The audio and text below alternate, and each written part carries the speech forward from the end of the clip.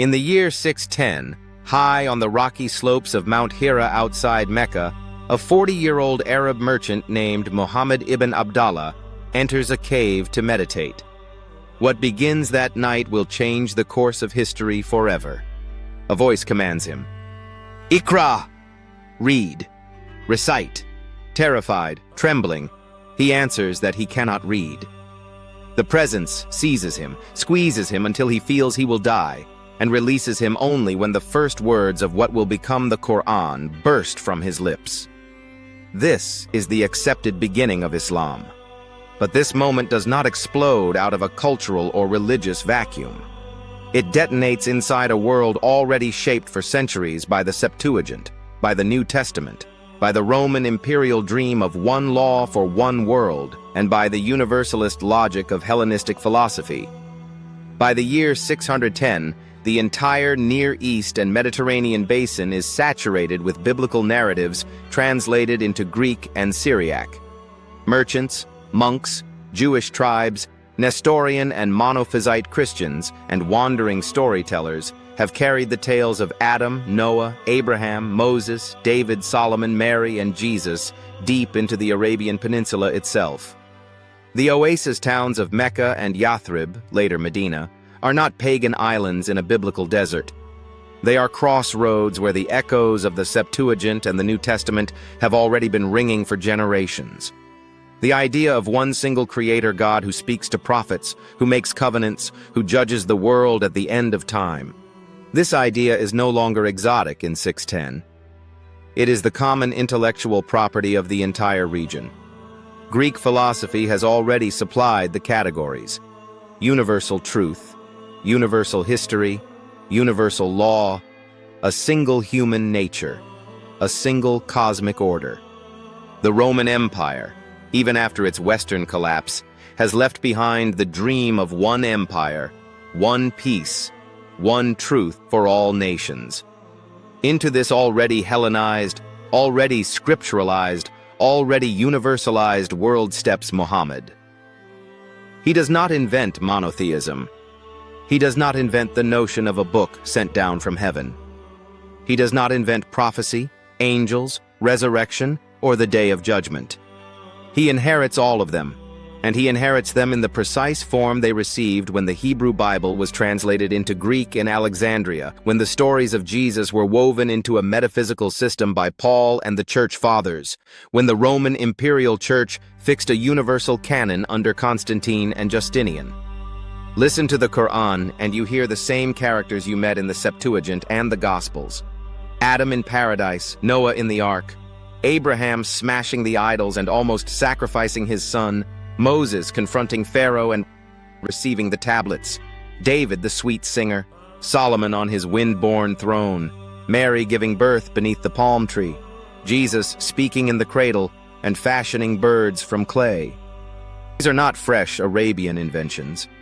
These are the same stories that Jewish and Christian communities in Arabia had been telling for centuries, stories already filtered through Greek vocabulary, Greek chronology, and Greek theological concerns.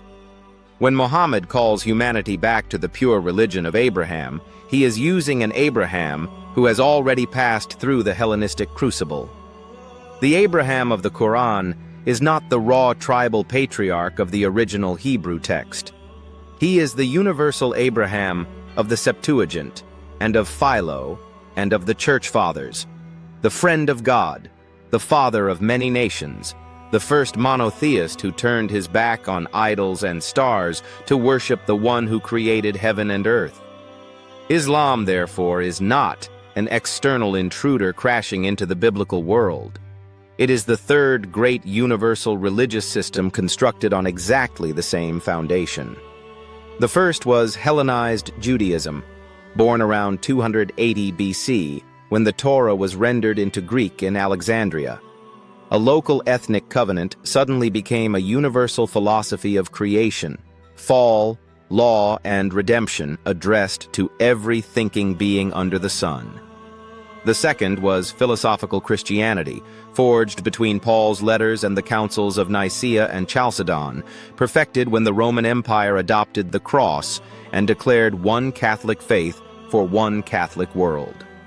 The third is Islam, beginning in 610, when an Arab prophet takes the same biblical material, the same Greek-shaped concepts of universality, and recasts them one final time into a new synthesis.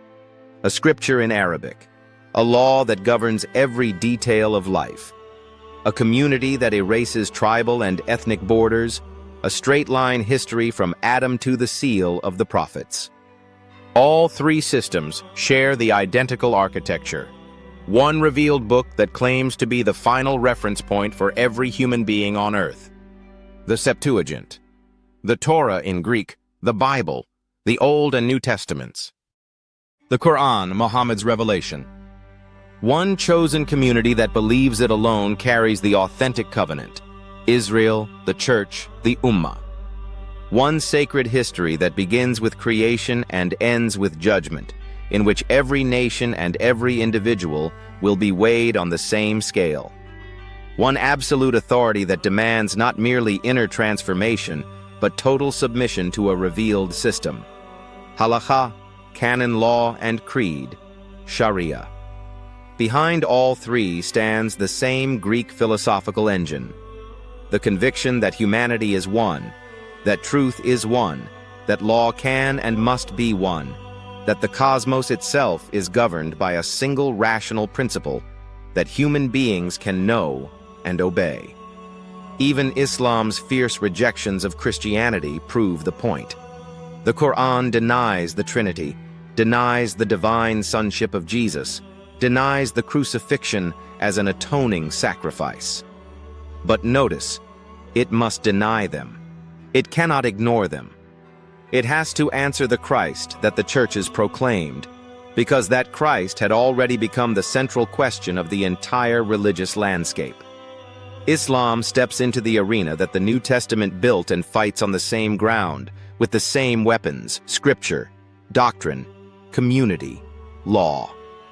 Later, under the Abbasid caliphs, the connection becomes explicit. Greek philosophical texts are translated into Arabic on a massive scale. Al-Kindi, Al-Farabi, Ibn Sina, Ibn Rushd, the great Muslim thinkers, openly acknowledge Plato and Aristotle as their teachers. But the structural compatibility was there from the very first revelation in the cave. The Quran's universal claim, its totalizing law, its vision of a single community transcending race and language, all of this was already philosophically intelligible because Greek thought had prepared the categories centuries earlier. In the prophetic timeline, the book of Daniel speaks of a little horn, a mysterious power that rises from the Hellenistic world, attacks the sanctuary, casts truth to the ground, and prevails for 2,300 years. We see that little horn as Greek philosophy and its universalist offspring. It does not merely corrupt Judaism and Christianity, it also fertilizes the ground for the third great universal religion. The same Hellenistic wind that blew through Alexandria and Constantinople blows again through Mecca and Medina. The year 610 AD does not interrupt the story of the Septuagint and the New Testament, it extends it. It does not break the Greco-Roman dream of one truth for one world. It Arabicizes it, perfects it, claims to seal it. From this year forward, the Abrahamic space is locked into a permanent triangular tension. Judaism, Christianity, Islam, three voices speaking the same Hellenistic grammar, three armies marching behind the same Greek-shaped banner of absolute, universal, non-negotiable revelation. The year 610 AD is not the arrival of something alien. It is the completion of an ancient project that began when the first Greek words were written over the Hebrew letters of the Torah in Alexandria. Three universal religions, one philosophical foundation, one biblical narrative stream. One claim that the meaning of every human life, of every nation, of all history, has been revealed once and for all in a book, and that submission to that book is the only path to salvation. That is what comes into the world in the cave on Mount Hira in AD 610. The third universal religion has arrived, and the world will never be the same again. But the story does not end here. In 1054, the Great Schism will shatter Christendom. That is what we will explore in the next episode.